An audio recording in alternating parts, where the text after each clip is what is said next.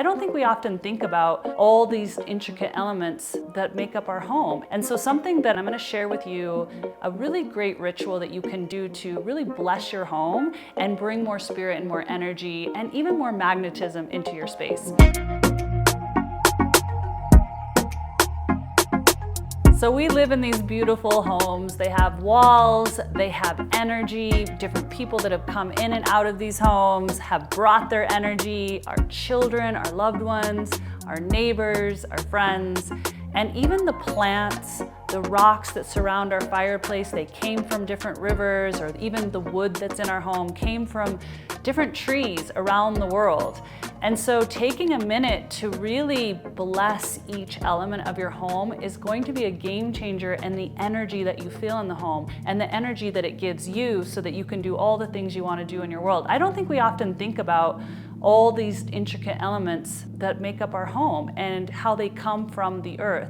And so something that I've been taking on that's really not only just nourished me and made me feel an immense gratitude for my home, whether you are in love with your home or not is irrelevant, because I think we can all come to a common understanding that we're lucky that we actually have a home, a place that keeps us dry, that keeps us warm, makes us feel protected from the elements.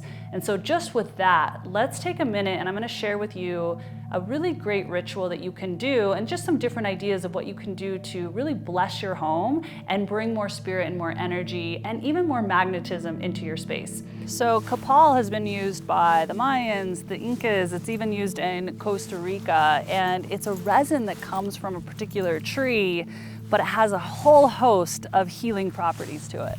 So one thing that you can do is you can take different elements, whether it's Palo Santo or copal or just your intention. If you're not into different smells and you don't want to do that, that's totally fine. But if you were to take like copal, for example, and it's been passed down from different civilizations, the Mayas, the Incans, they've all used copal, and not just because they liked the smoke and they wanted to use it to clear, but they believe that that smoke brings spirit, it brings the ancestors. So think about all the ancestors that you love, all the people that have passed on in your life, and see if you can bring them through the smoke.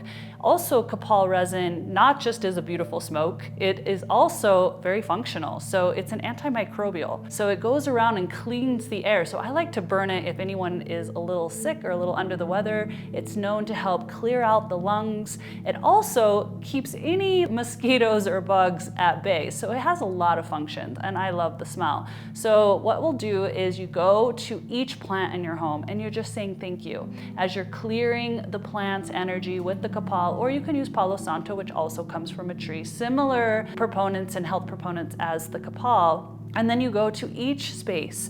So whether it's the wood of the mantle over the fireplace, thank you. Thank you for bringing your energy into this home. Thinking about the rocks, the stones, what river, saying thank you to the river. Thank you for coming and being in our space and blessing our space. And as you go into each room, and now think about your children's rooms or these rooms that you read in, really saying thank you to the spirits in those spaces for protecting your children or protecting you while you sleep, or just holding energy space as you learn. And you're just going through each room, hitting each plant, each natural element, and saying thank you. Thank you for bringing your love into this space. And as you do this, you'll start to feel all this emotion come up. Deep, deep gratitude for this space that you actually get to live in. And as you do this, you will also notice that there's this new energy. And you'll find that anybody who hasn't walked in your home recently, if they come right in right after you've done this, they'll say, there's an energy in here. It feels really good. What is that? And it's because you going through and blessing it. When people come into your home after you've done all this gratitude, all this clearing, they're gonna say, what happened in here? Your house feels so good. And you'll notice they'll just wanna keep staying here longer.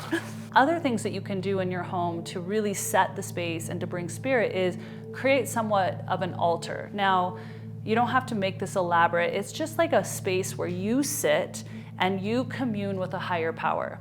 Now, this is just you coming into maybe meditation, your breath, maybe you're praying, maybe you're going into deep, deep meditation, like I mentioned, but this altar has some of your favorite things. If you're into Jesus, maybe it's an image of Jesus, or if you're into certain crystals and their energies, you bring that in, or maybe it's an ancestor, an image of an ancestor that you dearly love, or it's a feather that you found. Whatever is meaningful for you, you can place on that altar, and it's almost like you're infusing your energy and exchanging energy with the elements that you've placed there.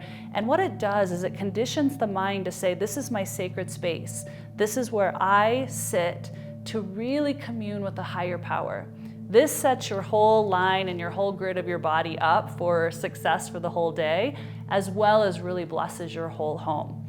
Another tip that I like to do, I like to take the energy of blessing outside the home just a little bit. So you'll find if you were to come up to my home, if I knew you were coming, I would place a kapal stick outside the door.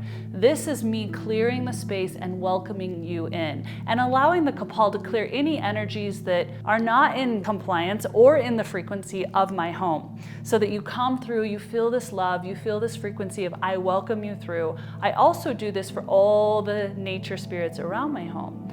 I'm always thanking them for blessing our home, for all the animals that I know are circulating my home. I live in the mountains of Colorado, so I really want to work with the elements around me, thanking the trees, thanking the animals for respecting my animals, like our dog and our children and us, and working and communing. And you'll find there's a different energy that comes with that that will really truly bless your life. I can't wait to hear what you do and how this impacts your life, whether you take 1 or 3 of these ideas and start implementing once a month or at least once a week.